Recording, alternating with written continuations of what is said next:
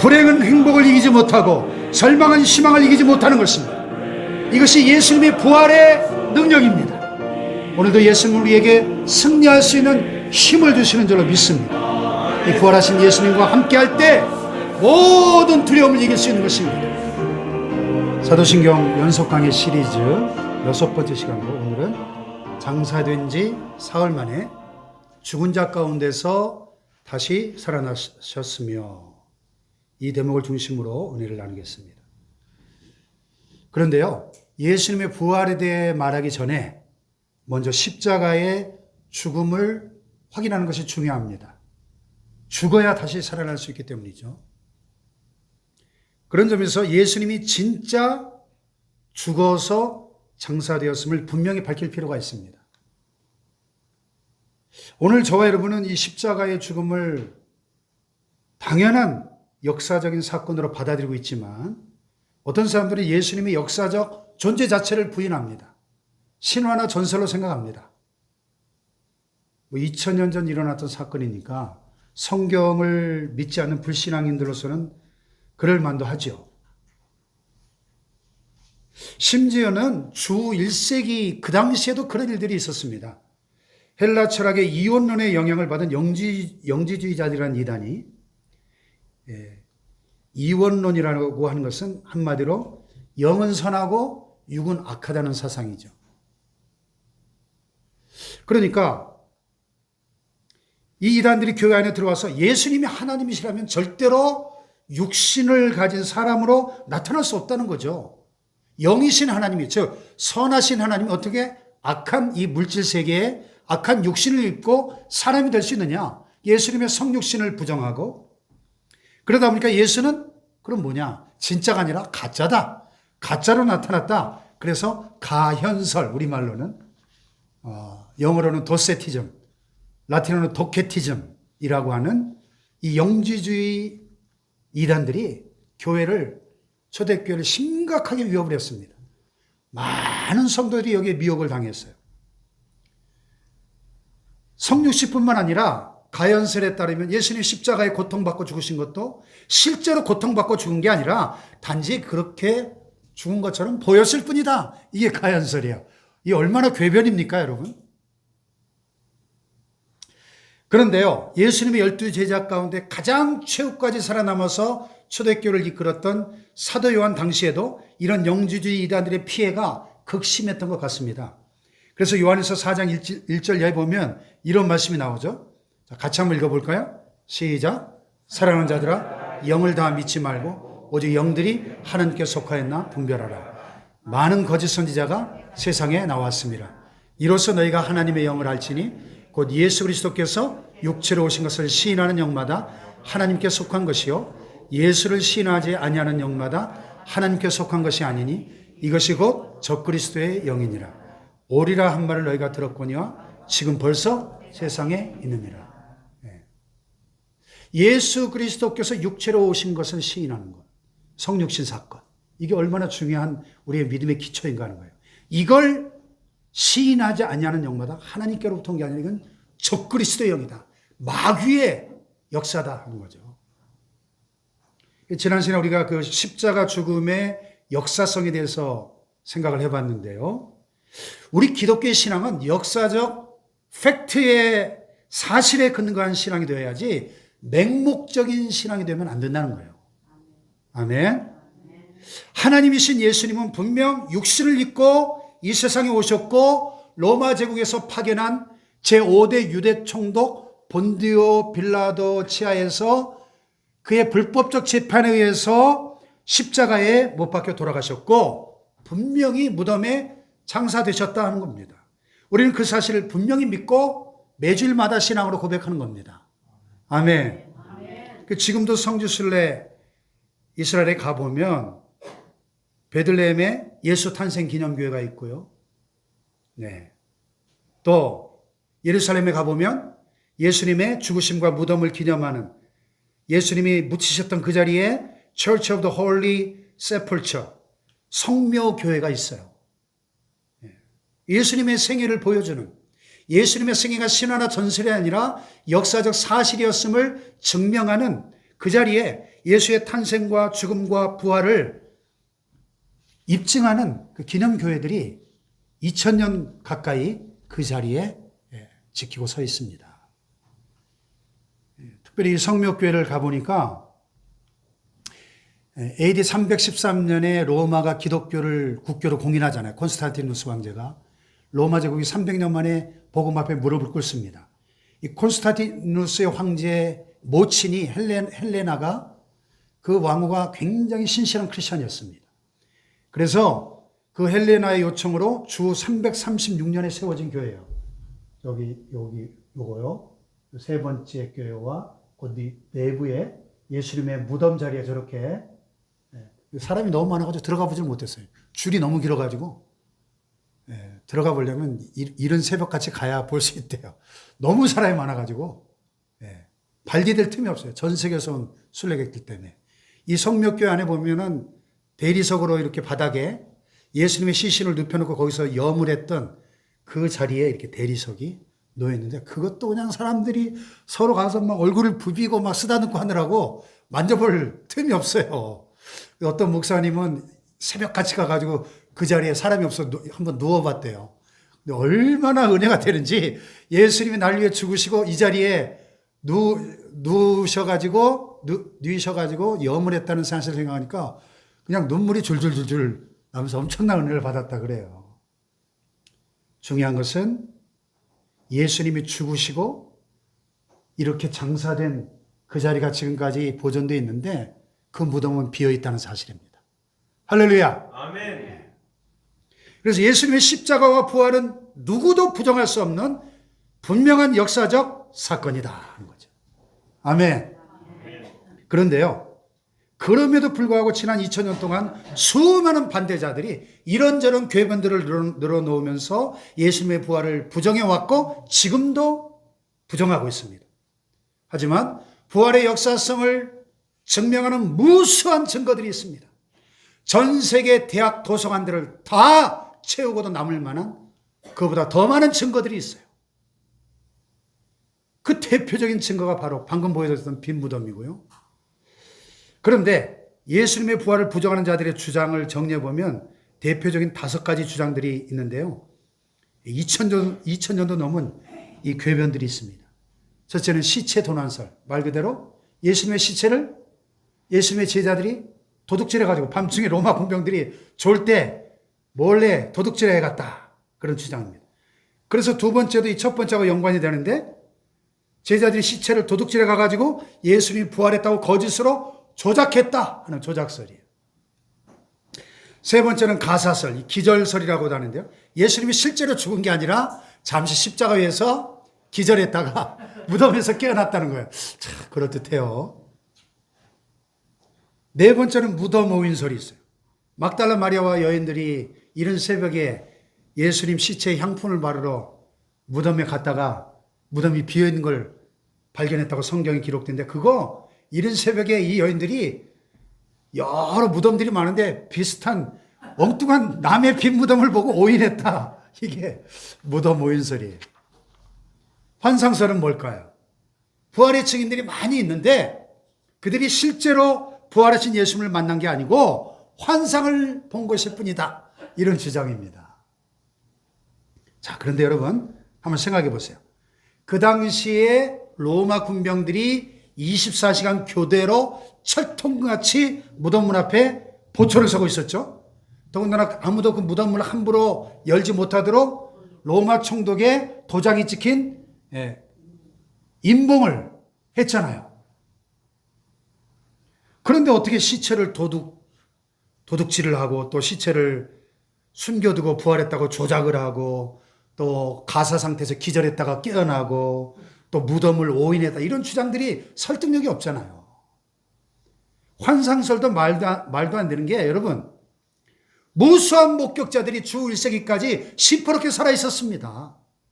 그래서 오늘 본문에 보면 사도 바울이 이 부활의 목격자 리스트를 제시하면서 예수님의 부활을 증거하잖아요.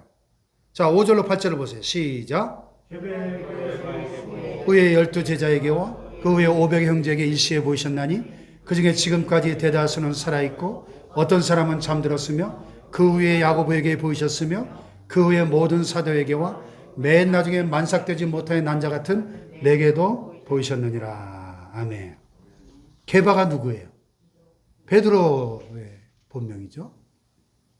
또 그 후에 12제자, 마띠아를 포함한 가룟 유다 빼고 마띠아를 포함한 12제자에게, 또 그 후에 500의 형제, 일시에 500명에게, 아마도 그 부활 후에 승천하시기 직전에 감람산에 모였던 숫자가 500명이 아니었을까.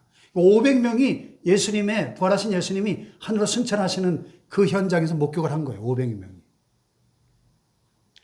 또 그 후에 야고보는 예수님의 육신의 친동생이죠. 네. 또 그 후에 모든 사도에게와 맨 나중에 만삭되지 못한 난자 같은 내게도, 누굽니까? 사도 바울 자신에게도 나타나셨다는 거예요.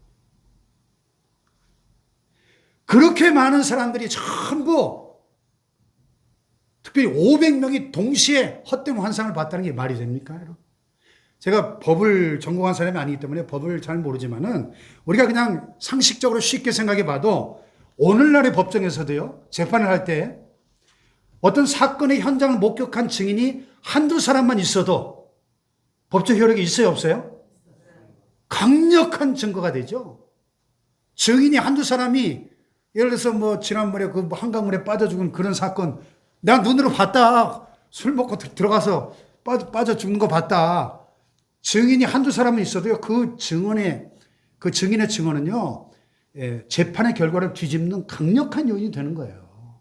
한두 사람만 있어도. 더욱이 목격자가 500명인데, 증인이 500명인데, 이 재판은 해보나 마나한 재판 아닙니까? 그렇잖아요? 뿐만 아니라 더 놀라운 것은 제자들의 변화죠. 여러분, 제자들이, 수제자 베드로를 포함해서 12제자들이 어떤 인간들이었습니까? 예수님이 체포당하고 십자가에 달려 죽으니까 다 도망갔잖아요. 얼마나 비겁한 제자들이었습니까? 그런 제자들이 어떻게 그렇게 180도로 달라집니까? 12사도가 예수님의 십자가, 죽음과 부활을 증거하다가 다 순교했거든요. 최후의 사도 요한은 자연사를 했다고 하지만 사실은 순교나 마찬가지입니다. 도미티아누스 황제가 요한을 잡아가지고 죽이려고 펄펄 끓는 기름 가마솥에 집어던졌어요. 근데 안 죽는 거예요, 안 죽어. 초자연적인 기적이죠. 하나님이 보호하신, 안 죽어요. 그러니까 이 황제가 즐거움을 해가지고 반모섬으로 귀향을 보낸 겁니다. 그 반모섬에서 계시를 받고 기록한 책이 바로 요한계시록이에요. 만약에 예수님의 제자들이 예수님의 시체를 훔쳐가가지고 부활했다고 거짓으로 전파하고 다녔다면, 여러분, 그 거짓의 기초에서 12제자들 모두가 다 끝까지 순교할 수 있을까요? 여러분이 제자라면 그럴 수 있어요? 내가 믿지도 않는 걸 위해서 순교할 수 있습니까? 더욱이 지난 2000년 동안 기독교회는 계속 부흥했습니다. 오늘날 전 세계 최소한 15억에서 20억 이상의 크리스천들과 교회의 존재 자체가 예수님의 부활에 대한 명백한 증거입니다, 여러분. 아멘. 거짓에 기초한 복음이라면 어떻게 2000년 동안 그렇게 무수한 사람들이 믿고 따를 수 있는가 하는 것이죠. 아멘입니까? 아멘. 그런데 여러분, 예수님의 십자가 사건도 그랬지만 부활 사건도 부활의 역사적 사실 자체보다 못지않게 중요한 것은 나 자신의 반응이에요. 나 자신의 반응. 예수님의 부활을 내가 믿어야만 그 믿음으로 비로소 바른 신앙에 도달할 수 있다는 거죠. 아멘. 그 신앙을 가리켜 우리는 부활신앙, 부활의 신앙이라고 부릅니다. 이 부활신앙의 내용을 정리해 보면 크게 세 가지인데요. 첫째는 영생의 확신, 둘째는 부활의 확신, 그리고 승리의 확신입니다. 따라해 봅시다. 영생의 확신, 부활의 확신, 승리의 확신. 자, 첫째는 영생의 확신. 영생의 확신이라고 하는 것은 예수님께서 부활하심으로 우리에게 영생을 주셨다는 확신입니다. 아멘. 아멘. 예수님의 부활 사건은 십자가 사건의 의미에 대한 공증입니다. 공증. 다시 말해서 예수께서 십자가 위에서 대속의 피를 흘리시고 죽으셨는데 그 십자가의 대속으로 인하여 나는 죄와 사망에서 구원받고 영생을 얻었다는 것을 확신할 수 있다는 거예요. 확신할 수 있다. 아멘. 그래서 고린도전서 15장 17절에 보니까 이렇게 말씀합니다. 다 같이 시작. 그리스도께서 다시 살아나신 일이 없으면 너의 믿음도 헛되고 너희가 여전히 죄 가운데 있을 것이다.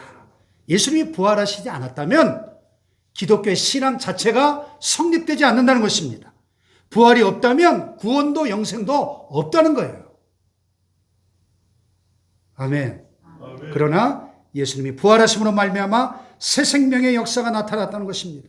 그래서 21절 21절 본문에 이렇게 말씀하고 있죠. 시작. 사망이 한 사람으로 말미암았으니 죽은 자의 부활도 한 사람으로 말미암은도다. 아담 안에서 모든 사람이 죽은 것 같이 그리스도 안에서 모든 사람이 삶을 얻으리라. 아멘. 이게 대표성의 원리죠. 로마서 5장에 한 사람이 범죄함으로 죄가 세상에 들어오고 죄로 말미암아 사망이 왔나니 이와 같이 모든 사람이 죄를 범하였으므로 사망이 모든 사람에게 이르게 되었다. 이 로마서 5장에 말씀하죠. 그 한 사람이 누구예요? 인류의 조상 아담 한 사람 때문에 그 죄로 결국 모든 인간이 사망에 이르게 됐는데 이제 둘째 아담이신 또 한 사람 예수님이 부활하심으로 우리 모두가 영생을 얻게 되었다 하는 말씀입니다. 할렐루야. 이게 대표성의 원리예요. 굉장히 중요한 원리죠. 우리 인생에 있어서 가장 심각한 문제가 뭐예요? 죄와 사망의 문제입니다. 누구도 피할 수 없어요. 아담 이래로 누구도 이 문제에서 비껴갈 수가 없습니다. 성경은 말씀하죠. 한 번 죽는 것은 사람에게 정해진 것이에요. 그 후에는 뭐가 있어요? 심판이 있으리라. 아멘 합시다. 그래서 인류 역사 이래로 모든 인간들이 이 영생을 얻기 위해서 온갖 시도를 다 해보았습니다만은 다 헛수고로 끝난 거예요. 헛수고로. 고대 세계 7대 불가사의 중에 하나예요. 이집트의 피라미드. 아직 좀 가보지 못했는데 우리 사진으로만 봐도 얼마나 엄청납니까? 저 돌 하나가 2.5톤에서 5톤짜리 돌 하나가 저걸 200만 개를 쌓아가지고 어떻게 4,000년 전에 저걸 지었나 모르겠어요. 참 미스테리하죠. 4,000년 전에 2.5톤, 5톤짜리 그 무거운 돌을 200만 개를 쌓아가지고 지은 거예요. 저거를. 이야, 참 대단하죠. 더 놀라운 건 사후의 불멸을 기대하면서 수천 년이 지나도 그 시체가 살아있는 사람처럼 썩지 않도록 미라로 만들고 생전에 살던 그대로 부장품들을 다 집어넣고 사후세계 안내도인 지도까지 같이 옆에 놓고 심지어는 살아있는 시종들을 산채로 생매장하는 그런 일들도 있었다. 야, 더 놀라운 건 이 중국에 가면 이 진시황릉의 병마용계. 예? 야, 이게 발굴됐을 때 전 세계가 그냥 발칵 뒤집혔죠. 어마어마한 규모가. 아직도 지금 다 발굴이, 아직도 땅속에 묻혀있는 엄청난 이 황릉. 예? 그러니까 사후에도 자기를 지켜줄 수 있는 이 호위무사들을 실물과 똑같은 크기로 저렇게 정교하게 만들어가지고 거대한 황릉을 만들어 놨어요. 이 진시황이 중국 최초의 황제잖아요. 중국을 최초로 통일한 황제. 위대한 왕이죠. 그래서 이 영생 문제를 해결하기 위해서 불로초, 먹으면 죽지 않는 불사약을 찾기 위해서 우리나라에까지 동남동녀들을 저 제주도까지 보냈다는 거 아니에요. 그래도 진시황도 죽었어요. 이 문제를 피해갈 수가 없었습니다. 요즘 현대는 요즘 사람은 워낙 야가 빠져가지고 이런 쓸데없는 짓들을 하지 않지만은 건강 장수를 위해서 얼마나 애를 씁니까? 아침에 밥 먹으면서 잠깐 TV를 보니까 채널마다 전부 보니까 건강에 관한 프로그램들이 전부 채널마다 뭐 무슨 병에는 뭐가 좋고 뭘 먹으면 좋고 그런 현대인들의 초미의 관심사인 것을 알 수 있습니다. 그러나 아무 소용이 없죠. 우리가 날마다 뉴스를 통해 보고 듣는 사건 사고들 보세요. 이번에 그 광주에서 철거하던 건물이 무너져가지고 그냥 순식간에 9명이 죽었죠. 또 쿠팡 건물이 불이 나가지고 또 소방대장이 죽고 참 안타까운 사건 사고들을 매일같이 우리가 보고 들으면서 이 죽음이라고 하는 불청객이 시도 때도 없이 언제 어디서나 누구에게나 찾아온다는 것을 우리는 보지 않습니까? 근본적으로 죄와 사망의 문제를 해결할 수 있는 것, 죽음을 이기시고 부활하신 우리의 구세주 예수님을 믿는 것 외에 다른 방법이 없는 줄 믿습니다. 아멘. 할렐루야. 아멘. 오직 예수님을 믿는 그리스도인에게 사망의 그림자가 사라지고 영원한 생명이 주어지는 줄로 믿습니다. 아멘. 이제 육체의 죽음은 단지 영원한 천국으로 들어가는 관문에 불과한 것임을 믿으시기 바랍니다. 할렐루야. 영생의 확신, 영생의 확신. 다 같이 영생의 확신, 영생의 확신. 두 번째는 부활의 확신이죠. 부활의 확신. 다 같이 부활의 확신. 부활의 확신. 예수님께서 부활하신 것처럼 나도 장차 부활할 것을 확신하는 거죠. 아멘. 아멘. 20절을 보세요. 시작. 그러나 이제 그리스도께서 죽은 자 가운데서 다시 살아나사 잠자는 자들의 첫 열매가 되셨도다. 아멘. 아멘. 잠자는 자들의 첫 열매가 뭐예요? 잠자는 자들이 누구예요? 죽음을 잠에 비유했죠? 네. 왜 잠에 비유했을까요? 우리가 자면 반드시 깨어나잖아요. 죽음은 잠과 같이 깨어나는 부활의 순간이 있고, 잠자는 자들의 첫 열매라는 말은 부활의 샘플이라는 뜻입니다. 예수님이 부활하신 것처럼 우리 모든 그리스도인들도 장차 예수님이 재림하실 때 똑같은 패턴으로 부활에 참여하게 될 것이다. 그런 말씀이에요. 아멘. 아멘. 그래서 빌립보 3장에는 더 분명하게 이렇게 말씀하죠. 시작. 우리의 낮은 몸을 자기 영광의 몸의 형체와 같이 변하게 하시리라. 우리의 낮은 몸이 뭐예요? 왜 낮은 몸이라고 표현했어요? 우리의 몸은 이 육신에 얼마나 많은 한계가 있습니까? 맨날 아프잖아요. 맨날 나이 먹을수록 이제 왜 이렇게 아픈 데가 많아집니까? 자꾸 병들고 늙고 결국 죽습니다. 이게 낮은 몸이에요. 우리 낮은 몸을 어떻게 해요? 자기 영광의 몸의 형체와 같이. 자기 영광의 몸이 누구의 몸이에요? 예수님이 부활하신 그 영광의 몸, glorified body, resurrected body, 부활체. 예수님의 부활체 같이 우리도 변화시켜 주실 것이다. 할렐루야. 아멘. 성경에 보세요. 예수님의 부활하신 몸을 보면은 장차 우리가 입게 될 그 부활체의 특징을 이해할 수 있습니다. 보세요. 분명히 몸은 몸인데 변화된 몸이에요. 그죠? 그래서 생선도 먹고 제대로 하고 떡도 먹고 물도 마시고, 그런데 시간과 공간의 제약을 초월하는 몸입니다. 제자들이 다락방문을 걸어 잠그고 있는데 노크도 없이 그냥 싹 들어오시잖아요. 예? 또 싹 사라지잖아요. 무슨 SF 영화를 보는 것 같잖아요. 시공을 초월하는 몸인 것입니다.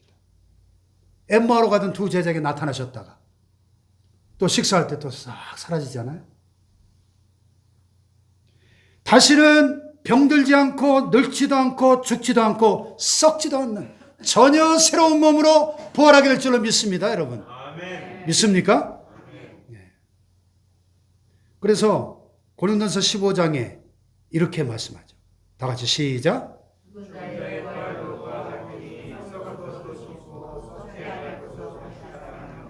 욕된 것으로 심고 영광스러운 것으로 다시 살아나며, 약한 것으로 심고 강한 것으로 다시 살아나며, 육의 몸으로 심고 신령한 몸으로 다시 살아나니 육의 몸이 있은즉 또 영의 몸도 있느니라. 아멘. 부활체가 어떤 몸이냐? 썩지 않을 몸, 영광스러운 몸, 강한 몸, 스피리추얼 바디, 신령한 몸이라는 거예요. 할렐루야. 근데 너무 좋아도 걱정하는 분들이 있더라고요. 사랑하는 가족이나 친구들 못 알아보면 어떡하나. 아니, 서로 알아보지도 못하는 몸으로 부활하면 그 부활이 무슨 의미가 있습니까, 여러분? 내가 아닌 전혀 다른 제3의 존재로 부활하면 그게 나하고 무슨 상관이 있어요? 나로 부활을 해야 된대. 나의 정체성을 가지고 부활을 해야지. 예, 성경에 알아본다고 했으니까 걱정 마십시오. 예? 아멘. 우리 돌아가신 장모님도 생전에 늘, 야, 천국 가면 우리가 서로 알아볼까? 우리 가족으로 같이 살까? 걱정 마십시오. 하나님의 큰 가족으로 하나님 아버지를 모시고 큰 대가족으로 같이 살아가는 겁니다. 할렐루야. 아멘. 놀라운 부활의 영광을 사모하며 살아가시기를 축복합니다. 아멘. 할렐루야. 아멘. 다 같이 영생의 확신, 영생의 확신, 부활의 확신. 부활의 확신, 세 번째는 뭐예요? 승리의 확신. 다 같이 승리의 확신. 승리의 확신, 승리의 확신이 뭐예요? 부활하신 예수님 때문에 넉넉히 승리할 수 있다는 확신이죠. 할렐루야. 아멘. 우리가 예수 믿고 하나님의 자녀가 되었지만, 하나님의 택하신 천국 백성이 되었지만, 이 세상 사는 동안에 고난이 있어요, 없어요? 많은 고난이 있습니다. 왜? 이 세상은 광야니까. 광야와 같은 이 세상을 지나는 동안에 우리는 두려움과 걱정과 염려, 불안, 초조 이런 것들이 끊임없이 다가옵니다. 때로는 무서운 죄의 유혹을 받기도 합니다. 그런데 우리가 기억할 것이 하나 있습니다. 2000년 전에 죽음을 이기시고 부활하신 그 주님이 그 2000년 전, 그 과거에 부활해서 하늘로 승천하고 끝난 게 아니에요. 그리고 앞으로 다시 재림만 하시는 것이 아닙니다. 지금 이 순간에도 그의 영으로, 성령으로 순간순간 세상 끝날까지 우리와 함께 하시는 줄로 믿습니다. 그게 중요한 거죠. 주님이 승천하시면서 이렇게 약속하셨잖아요. 마태복음 28장 20절에. 다 같이 시작. 볼지어다 내가 세상 끝날까지 너희와 항상 함께 있으리라. 믿습니까? 언제까지요? 세상 끝날까지 항상 함께 하리라. 아멘. 언젠가 이런 멋진 시를 읽으며 감동을 받은 적 있어요? 밤은 아침을 이기지 못하고 겨울은 봄을 이기지 못합니다. 그래서 희망의 새 아침이 밝아오고 새 소망의 봄이 오는 것입니다. 할렐루야. 오늘 우리의 인생도 희망의 새 아침이 밝아옴을 믿으시면 아멘. 아멘. 불행은 행복을 이기지 못하고 절망은 희망을 이기지 못하는 것입니다. 이것이 예수님의 부활의 능력입니다. 오늘도 예수님은 우리에게 승리할 수 있는 힘을 주시는 줄로 믿습니다. 이 부활하신 예수님과 함께할 때 모든 두려움을 이길 수 있는 것입니다.